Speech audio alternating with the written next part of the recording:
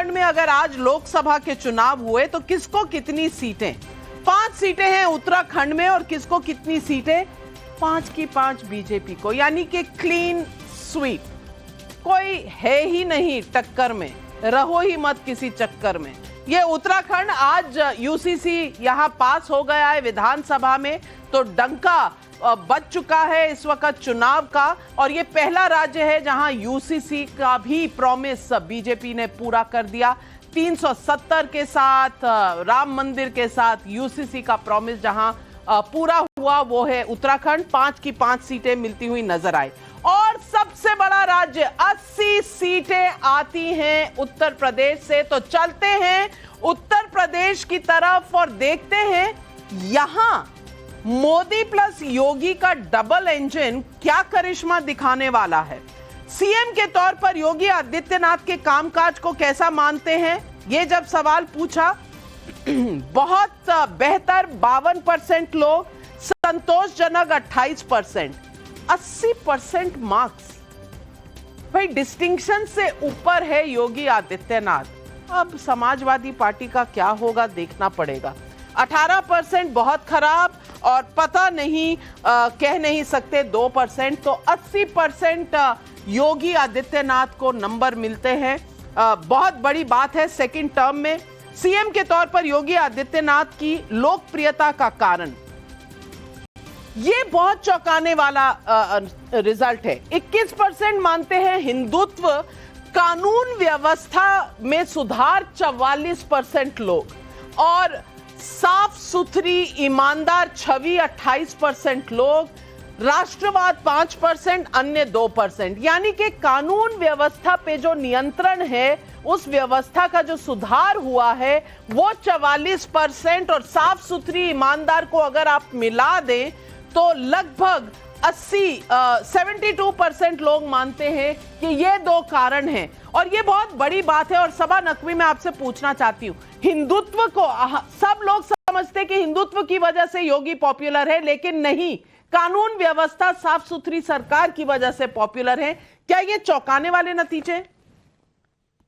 नहीं, मैं बहुत दिनों से जानती हूँ कि एक परसेप्शन है कि लॉ एंड ऑर्डर सुधरा है, और सुधरा भी है कुछ हद तक, लेकिन ये फिर भी हमें ब्रजभूषण चरण सिंह को नहीं भूलना चाहिए। नाविका जी, हम दोनों महिलाएं हैं और वो अभी तक बसे हुए हैं, वो भी एक डॉन है। लेकिन फिर भी जरूर ये यूपी में जो छोटे छोटे हर नुक्कड़ कोने कोने में लोग जो गुंडे रहते थे, ये सब उस पे कुछ काबू है अब, जो पहले दिखता था वो नहीं है।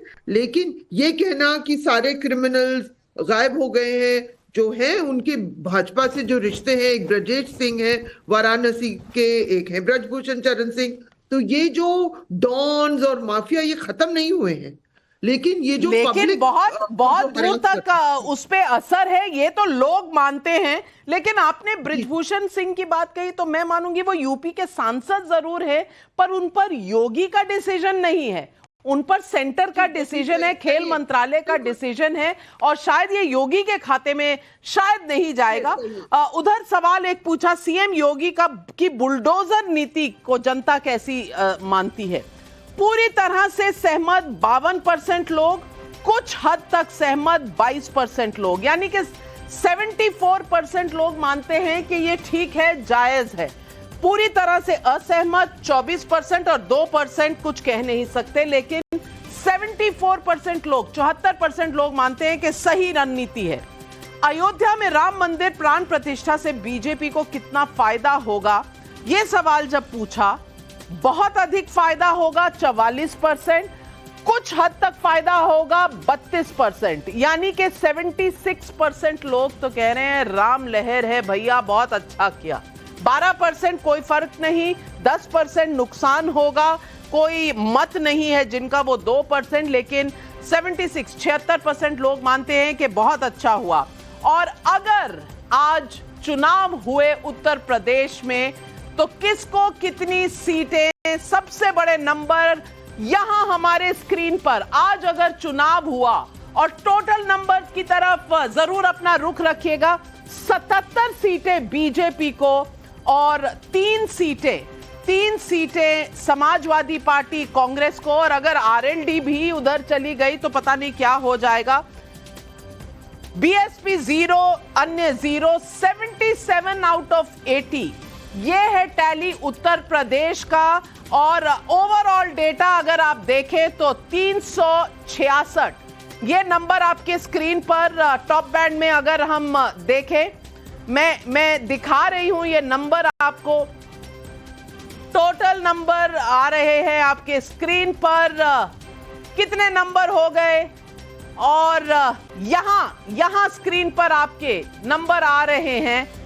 यहां पर 366 एनडीए के, 104 इंडिया गठबंधन के और 73 अन्य तृणमूल कांग्रेस हमने यहां गिना है। अगर वो भी हम जोड़ दें तो ये 130 का नंबर हो जाएगा 366 के साथ, यानी कि एनडीए 366 पर। लेकिन पिक्चर अभी बाकी है, क्योंकि अकालियों से बात होनी बाकी है। टीडीपी के साथ क्या होगा, आरएलडी के साथ क्या होगा, एआईएडीएमके को। तो क्या प्रधानमंत्री को इसका अंदाजा है? शायद इसीलिए 370 बीजेपी और 400 पार एनडीए। इन नंबरों को आप कैसे देखते हैं? एक क्विक राउंड लेती हूं। हर्षवर्धन जी, आप क्या मानते हैं, ये नंबर अभी ऊपर जाने की गुंजाइश है इनमें? नहीं, मुझे लगता है कि नविका जी, लगभग ये नंबर जस के तस हैं। एक राज्य ओडिशा पर मैं बोलना चाहूंगा। मुझे लगता है कि जो 2000 में भारतीय जनता पार्टी और नवीन पटनायक का गठजोड़ था, करीब 25 वर्ष हो गए हैं। नवीन पटनायक की राजनीति अब समापन की ओर है, ऑल्टरनेटिव बीजेपी दिख रही है। वहां त्रिपुरा जैसे नंबर्स मुझे दिखते हैं, अगर भारतीय जनता पार्टी ने थोड़ी सी मेहनत कर ली तो। और ये जो ओवरऑल नंबर है, लगभग इसी के आसपास मुझे भी दिखता है कि भारतीय जनता पार्टी वहीं जाती हुई दिख रही है। 366 सबा जी।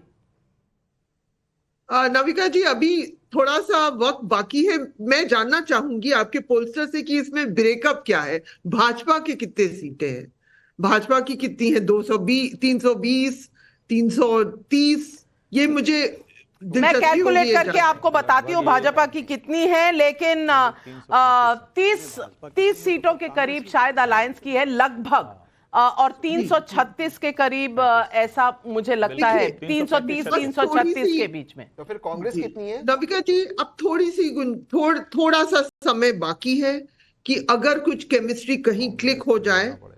बहुत जगह कुछ निर्णय नहीं लिए गए, और ये जो यूपी के आंकड़े हैं, यूपी में जहां तक मेरी जानकारी है 5-6 सीटें ऐसी हैं जहां भाजपा कभी जीत ही नहीं सकती थी। हम लोग ये सोचते थे या तो पूरी तरह विनाश होगा विपक्ष का, और हो भी सकता है, मैं नहीं कह रही हूं कि नहीं हो सकता, लेकिन 77 सीटें रामकिरपाल जी 77 सीटें ज्यादा लग रही हैं यूपी में, और 366 क्या रियलिस्टिक आंकड़ा है? प्रधानमंत्री के आंकड़े से फिर भी थोड़ा सा नीचे गुंजाइश है बढ़ने की। मैं नाविका जी, जैसा मैंने पहले कहा था कि मुझे आश्चर्य नहीं होगा जो गुजरात में हुआ, अगर वो इस इलेक्शन में हो तो आश्चर्य नहीं। ये जो आंकड़े आपके आए हैं, याद रखिए, इसमें अकाली, आरएलडी, यूसीसी, चंद्रबाबू नायडू, ये सब कुछ भी नहीं था जो डेवलपमेंट हुए हैं। तो अगर आप देखिए कि अगर वो वाकई ये डेवलपमेंट होते हैं, और मैं बताऊं उड़ीसा में हो सकता है कि बीजेपी और बीजेडी में कोई समझौता भी हो सकता है, तालमेल भी हो सकता है। तो जो मोदी ने कहा है, कही, और अभी प्रधानमंत्री पिछले ही हफ्ते संबलपुर में थे, और उन्होंने पटनायक जी की हर बार जब भी मिले हैं तारीफ की, और इस बार भी की। तो तहसीन पुना